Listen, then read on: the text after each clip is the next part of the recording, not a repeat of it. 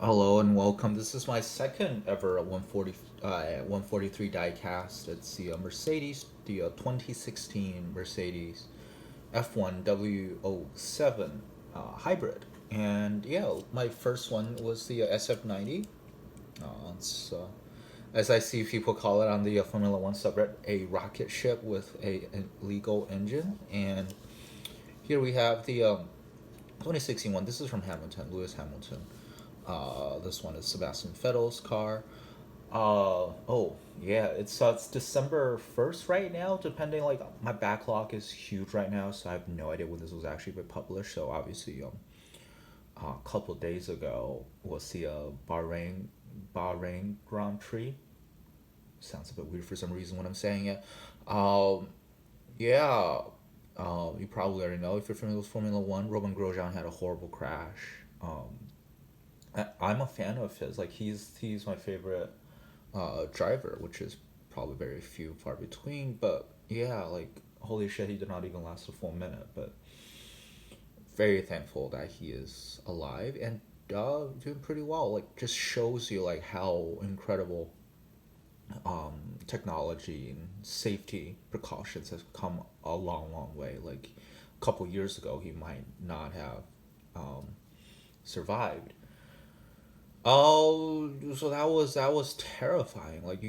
Like race cars, Formula One cars are not supposed to explode the way it did. But anyway, so I woke up this morning. I refreshed my YouTube subscription, and the first thing I saw was who was gonna replace Lewis Hamilton. I was like, wait, what?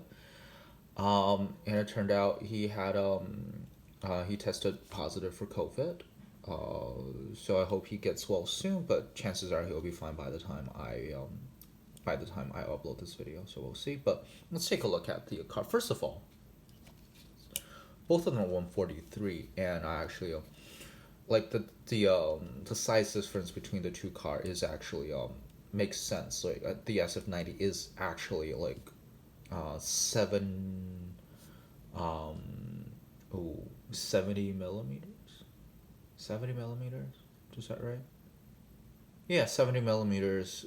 Some around 70 millimeters longer than the W06, W07, and which divided by like 43, it's like 1 centimeter or so of difference. So it's actually correct. Like people when people talk about like how long Formula One cars have gotten, which makes them very hard to overtake.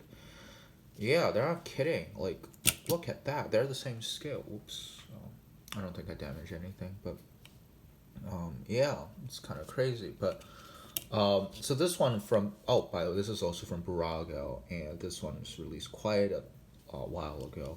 Basically, you see I really like the front wing.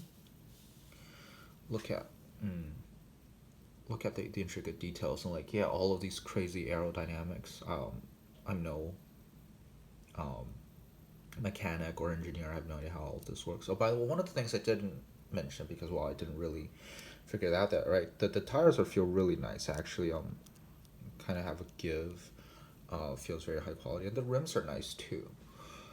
So the top is metal, the bottom is plastic, like the floorboard is plastic.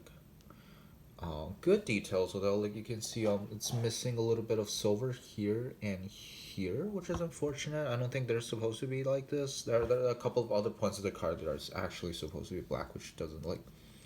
For instance, this right here is supposed to look exactly like that. I don't know why. I don't know what it symbolizes or anything like that, but yeah, that's correct. But the front is not. You can see some of the sponsorships. Petronas obviously being the big one. You can see the mirrors.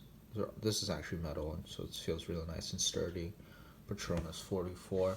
And yeah, like seeing a car without a halo. Speaking of Grosjean's crash, yeah, it's weird looking at a car without a halo. Like it's almost like me, being a history major and someone who loves movies a lot. Like seeing people without masks in like an old photograph and like old movies. Like I just instinctively recall. It's like wait, you're not wearing masks. You're not social distance. Oh wait, this is from like 80 years ago. So yeah, but like looking at a car without a halo is just so different. Like, yeah, I don't know. Like, I'm a new fan, relatively new fan, but like, I don't see like Halo is not really doesn't really make that bad looking. I don't think so. Um, let's get back to the card itself. The back. Oh, and you can see, well, a bit more comparison. Just look how much bigger the uh, back wing on the Ferrari is. And here Petronas, and you can see this. I'm not quite sure what this piece is. Is actually crooked. Unfortunately, it's been this way since I took it out of the packaging. I don't see a way to do anything about it. I might have to like take this apart and like put it in hot water. Might be the only way to do it, and I'm not about to do that. As you can see, some more. Yeah, it's really detailed. Like you can see all of the tiny stuff is there, like the Patronus on the inside of the wings. As you can see, like maybe you can't. Like you can see the yellow line running through the back of the car as well. It's really nicely detailed. Um, it just feels really nice. One thing I'm a little bit scared is like the back wing is actually pretty. Yeah, you can see it's pretty loose. I don't think it's gonna break off. Definitely not on its own, but like it's something I'm a little scared about. But yeah, it's a really nice car from Bburago. Lewis Hamilton is not the guy I root for every week because he's so good. Like, what's the point? Um, like he is great, and the Mercedes car is great. Excuse me. Um, so like, um, I root for Roman Grosjean. I don't like Haas as a team, but I think Grosjean is a cool guy. Um, Unfortunately, he's also like the textbook definition of inconsistent.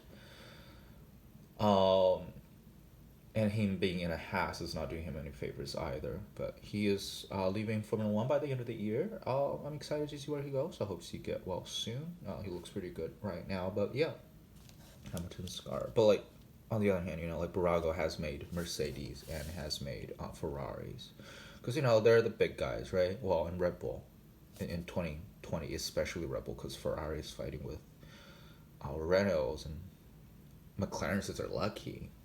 But yeah, so but on the other hand, like companies are not really making a Haas car. I think I know Mini Champs is, but like those are actually pretty expensive because they're like actual models. These are good models, I must say. But like the other ones like Spark and Mini Champs are actually going to be like much more detailed, like mostly purely display wise, because these are more share a bit more more similarity with toys. I think it's a good balance. Like they are not gonna look shabby on your shelf, but like they also roll really really well, really smoothly. So yeah, I like it. Um, yeah, it's a pretty long rambly video. I hope you enjoyed it. Thank you for watching, and goodbye.